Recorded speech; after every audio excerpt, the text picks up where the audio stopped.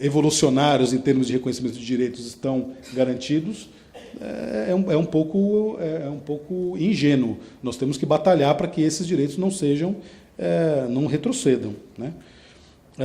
O STF remediou alguns excessos da nova lei, por exemplo, a vedação, a substituição de pena no caso dos crimes de tráfico privilegiado. Por outro lado, o Congresso, mais conservador da história democrática do Brasil, ele pode, inclusive, buscar retroceder nesses pequenos ganhos que foram concedidos pela análise judicial posterior da lei. E, finalmente, eu acho que toda essa discussão, no fim das contas, que nós fizemos nos últimos 10 anos, falta de uma análise mais profunda do papel do Poder Judiciário, do papel do Ministério Público nesse cenário atual.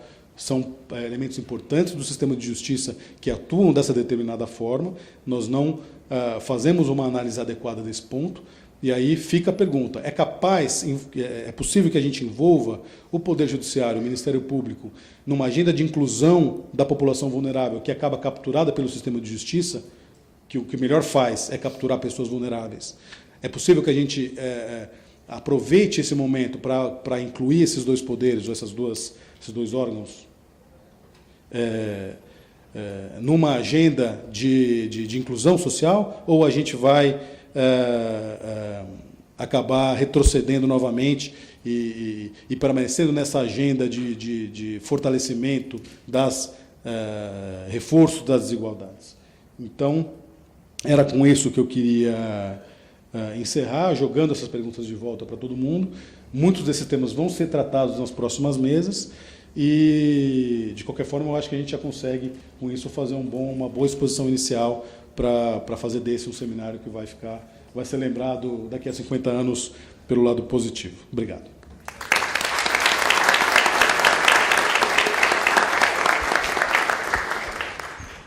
Bom, a gente vai para uma rodada de perguntas. Eu vou pedir que cada um seja bastante sucinto na sua pergunta para a gente poder ter uma diversidade de falas nesse diálogo. Eu proponho que a gente faça 3 perguntas e devolva para a mesa.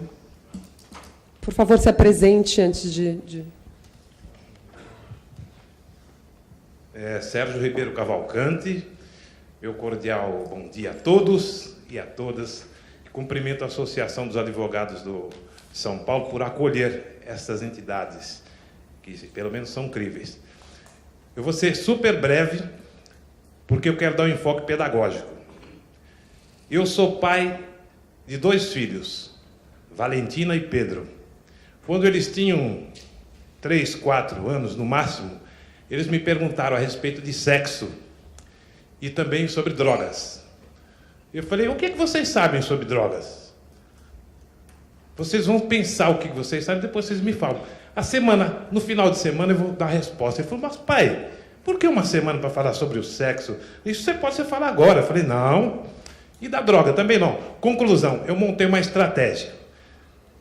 Nós vamos até o Museu da Língua Portuguesa, lá na Cracolândia, na boca do lixo. Pois sofri muitas críticas e conduzi. E lá eles viram efeitos das drogas, efeitos de sexo, tudo que presta e o que não presta, a ponto de os dois identificaram uma atitude suspeita que eu havia instruído a utilizar da polícia. Uma pessoa batendo com o peito contra a parede, eles ficaram assustados. Conclusão, nós fomos ver o que foi. A moça tinha acabado de dar à luz, com placenta e tudo, tentando matar aquela criança. Chamamos a polícia imediatamente, e a polícia não quis vir, e os meus filhos, mas pai, a polícia serve para quê? Eu falei, é para isso. Mas deixa para lá. Ele falou, como? O senhor ensina a gente a fazer isso e recua? Acabamos todos no DENARC, graças a Deus, os 2 salvaram essa criança e foram até homenageados. O Brasil, nós temos que assumir um fracasso total, principalmente no sistema de justiça. Ordem dos Advogados do Brasil, Poder Judiciário, Ministério Público e, principalmente, delegacias de polícias. que se transformaram em grandes balcões de negócios. Eles criam dificuldades para vender as facilidades. Aqui no Brasil, nós estamos diante da cultura da morte, principalmente de quem habita o sistema penitenciário, e com problema de saúde mental, decorrentes do uso de droga. Quero o som aqui, por favor.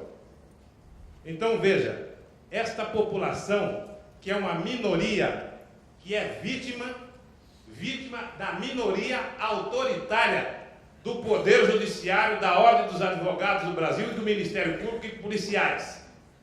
Nós chegamos a um ponto de uma estrutura corrompida. Não tem mais como aproveitar. Eu concordo com o doutor Ribeiro quando fala que nós temos que ter uma visão holística, multidisciplinar, de fato, mas tem que começar do zero, Excelência, porque se deixar um vírus, vai contaminar todo esse sistema. A indústria de tabaco do mundo manda. Basta o governo nacional, olha, recolha os impostos, o cigarro da maconha, qualquer coisa de droga está. Para finalizar, banalizou-se a lei 6.800 e tanto e essa nova. Tanto é verdade que, não vou dizer o nome, existe até sambas, fecho aspas, vou acender, mas não vou, como é que é? Apertar. Vou apertar, é isso mesmo, vou apertar, mas não vou fazer agora. E a outra, maresia, quanta maresia. Então, tem que reformar e a visão tem que ser holística e tem que ser transcendental. E, no mais, eu quero parabenizar Vossas Excelências, viu? Eu compartilhei aqui. Obrigado. Obrigada, Sérgio. Tem mais alguém inscrito? Na verdade, queria agradecer pela palestra e queria Seu fazer nome? uma colocação. Adriana. Obrigada. Meu nome é Adriana, sou advogada criminalista e eu acho que todo criminalista que já teve contato com prisões em flagrante fica um pouco constrangido com o peso que o depoimento dos policiais assume num flagrante. Eu queria que vocês falassem um pouquinho sobre isso, porque eu acho que esse é um dos pontos que a gente fica um pouco de mãos atadas, né? Porque, enfim, a prova, na maior parte das vezes, é a própria apreensão e o depoimento dos policiais. Eles tomam uma força que, por mais que você combata, é muito difícil. Os juízes acatam isso de uma forma muito forte, por ter vindo uma autoridade, enfim. E a gente sabe todos os abusos que estão relacionados a isso, as situações de flagrante provocado, né? De colocar drogas onde não necessariamente elas existem. Eu queria que vocês comentassem um pouco sobre isso. Alguém tem uma última pergunta para a gente fazer uma rodada de 3 e devolver para a mesa? Ali atrás. Bom dia, meu nome é Fernanda. Também gostaria de agradecer a palestra. Na verdade, um tema que eu gostaria que vocês pudessem falar um pouquinho mais, porque eu tive contato na promotoria, foi... como a lei ela é muito subjetiva e toda a circunstância também é muito subjetiva, às vezes é muito difícil você identificar um traficante e um usuário. Eu fui transferida, tipo assim, do meu setor porque achava que o menino era usuário, a promotora achava que era traficante. No final, ela que tinha passado no concurso, então eu que tive que me afastar. E aí eu gostaria que vocês pudessem falar assim, um pouco dessa subjetividade que tem. Obrigada. Obrigada, Fernanda. Eu vou inverter a ordem de falas. O Cris começou, agora eu começo pelo Guilherme na ordem de respostas. Está com a palavra, Gui. Obrigado. Bom, a respeito da pergunta sobre os depoimentos de policiais, eu vou falar muito rapidamente. Há muitos anos eu não tenho prática jurídica, tem pessoas, o próprio Cristiano, e depois temos muitas pessoas que têm prática jurídica, inclusive na defensoria, que têm enfrentam essa questão diariamente. Acho que elas vão poder entrar nesse ponto. Até chamo a atenção aqui para que os próximos palestrantes toquem nesse assunto, que eu acho que, no fim das contas, tem a ver com um problema mais amplo, que é a questão da dificuldade probatória e de que maneira esse processo todo serve muito mais como uma chancela de um fato social, que é a identificação daquela pessoa num determinado momento como alguém que deve ser retirado de circulação. E aí eu também, junto com a resposta para a Fernanda, a subjetividade da lei, ela dificilmente a gente vai conseguir uma legislação que consiga reproduzir de maneira adequada toda a complexidade que é essa realidade do cotidiano do uso e do tráfico de drogas no Brasil. Os extremos são mais fáceis de entender. Agora, existe uma linha cinzenta em que, no fim das contas, a subjetividade serve para que a gente possa trazer para o sistema penal quem a gente acha que tem que ser retirado de circulação. É muito simples eu dizer. Ontem eu falei para o entrevistador, me perguntou qual que era a dificuldade de diferenciação entre o usuário e o traficante. A gente tem hoje uma pesquisa acontecendo com a Defensoria Pública do Rio de Janeiro que mostra que pessoas que são presas usando qualquer quantidade de qualquer droga, que moram em uma comunidade que é reconhecida como dominada pelo tráfico, ela é condenada como tráfico e associação por tráfico.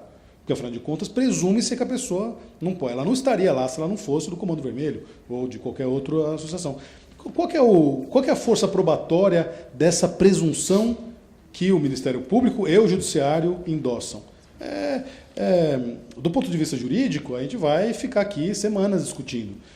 É por isso que eu acho que a gente tem que dar um passo para trás, tentar entender o que isso representa do ponto de vista de sistema. O sistema ele tem um papel que, hoje em dia, ele exerce esse papel de contenção desse grupo, do grupo que atende a esses determinados requisitos. Então, os pontos fora da curva servem para justificar, etc. e tal, mas esse é o cenário. Então, o discurso do policial vai ser suficiente, porque, afinal de contas, ele tem fé pública, ele não teria nada contra aquelas pessoas. As circunstâncias dizem que, provavelmente, ele faz parte de uma organização criminosa e por aí vai. A necessidade efetiva de comprovação, que talvez fosse exigida por esses mesmos operadores do sistema em outro tipo de crime, como nós estamos tratando de drogas, como nós estamos tratando dos inimigos, eles ficam em segundo plano. Maurício? Bom, como eu advogo há quase 35 anos, eu vou tentar, na área criminal, eu vejo isso cotidianamente, o que se aponta, né? E isso aqui é pura e tão somente a seletividade do sistema penal. O agente policial é o primeiro que vai selecionar. Ele seleciona, né? Por quê? Porque a lei não tem critérios, ela não é nenhuma questão, esse debate nós vamos ter em outra mesa, a questão dos critérios objetivos, né? O fato é que a lei traz critérios absolutamente subjetivos e, mais do que isso, ela, ao tentar, né, estabelecer um critério, que está lá no parágrafo 2º do artigo 28, não é isso, Cris? Ao tentar estabelecer um critério, ela vai se utilizar, né, de indicações que criam o direito penal do autor. Quando ela fala para que seja como critério o local onde vive a pessoa, o seu extrato social, o seu comportamento de vida, né, condições pessoais, ela está descrevendo o seguinte, né, o sujeito que está na Rocinha vai ser diferente do sujeito que está no Leblon. Ponto. Né? E, mais do que isso, o policial, na sua primeira abordagem, que é o agente que está na rua, o agente do Estado que está na rua, fazendo essa seleção, né? Como ele detém esse poder de dizer, você é traficante ou você é usuário, o que é um poder bastante significativo, ele tem aqui nas suas mãos essa margem de manobra que será resolvido, evidentemente, através de uma transação penal, entre aspas, né? A transação penal policial. Se o sujeito tem dinheiro, ele vai para a rua. Se ele não tem dinheiro, e aqui a corrupção está inserida nesse contexto, a criminalização dessas substâncias não só vai gerar o tráfico, como vai gerar a corrupção das instituições também, né? Então, e o que acontece é que esse sujeito que já foi selecionado pelo policial, as instâncias tendem a reproduzir indefinidamente, e por isso que vai acontecer aquilo que a nossa outra colega apontou, não é? O Ministério Público vai se fiar na palavra do policial e aquela vai ser a única prova que vai continuar sendo reproduzida nesse processo, e esse sujeito está fadado a ser condenado. É por isso que eu também discordo ao dizer que não existe usuário preso. Existe sim. Existe uma grande quantidade de pessoas que usam drogas que hoje estão presas como traficantes, né? Exatamente por conta dessa seletividade e dessa subjetividade da lei. Pelo contrário, há critérios, inclusive, que determinam o direito penal do autor, né? Eu creio que aqui nós estamos diante de um problema sério, gravíssimo, né? E isso é o que está propiciando esse superencarceramento. Muito obrigado. Bom, perguntas muito interessantes. Haveria aqui, enfim, espaço para a gente falar algumas horas sobre esse tema, né? Mas eu vou tentar resumir dizendo o seguinte: tem dois trabalhos que eu recomendo para quem se interessa por esse tema, a questão da subjetividade, né? Um deles é uma dissertação de mestrado, da qual eu tive a oportunidade de participar da banca na Escola de Direito da Fundação Getúlio Vargas, que é do Felipe Figueiredo. O nome do trabalho dele é Não Compre, Plante, interrogação. Análise dos critérios de tipificação de situações envolvendo cultivo de cannabis. Então, esse rapaz ele pegou 135 acordos do Tribunal de Justiça de São Paulo envolvendo cultivo de cannabis, metade deles ainda na vigência da Lei 6368 e metade deles na vigência da Lei 11.343, que criou uma novidade em relação à lei anterior, justamente por prever o cultivo para fins pessoais, né? Na Lei 6368 não havia essa previsão, e a pessoa que era flagrada cultivando drogas ilegais, a jurisprudência tinha três tendências, né? Uma, como não havia previsão de cultivo para fins de uso pessoal, era sempre tráfico. Outra, que entendia que era possível fazer o que ele chamava de uma analogia em bonum partem, né, para desclassificar do 12 para o 16, e uma terceira que entendia que, como não havia previsão, era um fato atípico. A Lei 11.343 criou uma previsão específica do cultivo para fins pessoais e colocou, acho que é no parágrafo 2º do 28, a expressão pequena quantidade, né? E esse rapaz procurou estudar os acórdãos para entender, afinal de contas, o que significava pequena quantidade. Bom, ao final do trabalho, o resultado dele é o seguinte: é uma loteria, né? Quer dizer, a mesma quantidade para um juiz pode ser considerada pequena e caracterizadora de uso pessoal, e para outro vai ser considerada tráfico, né? Então, esse trabalho, que merece ser lido, traz uma indicação a respeito dessas dificuldades. Ele mostra também como o depoimento dos policiais e a percepção que os policiais têm a respeito da finalidade, né, se para uso pessoal ou para tráfico, é decisiva na convicção do juiz, né? Então ele mostra como a opinião dos policiais sobre a finalidade é uma espécie de rainha das provas, né? Isso representa uma limitação probatória terrível, né? Porque, afinal de contas, como é que você vai contrariar o tirocínio policial? E no voto do ministro Gilmar Mendes, no recurso extraordinário 635659, que já foi publicado, ele faz referência a essa questão. Eu vou ler esse trechinho. Ele diz assim: a palavra e a avaliação dos policiais merece crédito, mas a garantia do devido processo legal pressupõe a avaliação feita por um juiz, abre aspas, neutro e desinteressado, fecha aspas, sobrepondo a avaliação de um, abre aspas, policial envolvido no empreendimento muitas vezes competitivo de revelar o crime, fecha aspas. Essa é uma frase do Justice Robert H. Jackson, redator da Opinion da Suprema Corte dos Estados Unidos, no caso Johnson versus United States. E no voto do ministro Gilmar, ele trata também dessa inversão do ônus da prova que permite a presunção de tráfico, né? Então, ele diz assim: a norma do artigo 28 da Lei 11.343 é construída como uma regra especial em relação ao artigo 33. Contém os mesmos elementos do tráfico e acrescenta mais um, a finalidade de consumo pessoal.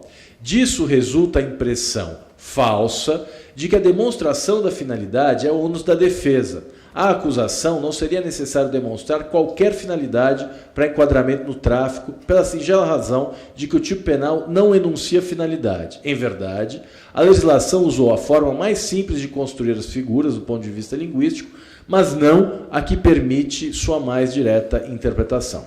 A presunção de não culpabilidade, artigo 5º, inciso 57 da Constituição Federal, não tolera que a finalidade diversa do consumo pessoal seja legalmente presumida. A finalidade é um elemento-chave para a definição do tráfico.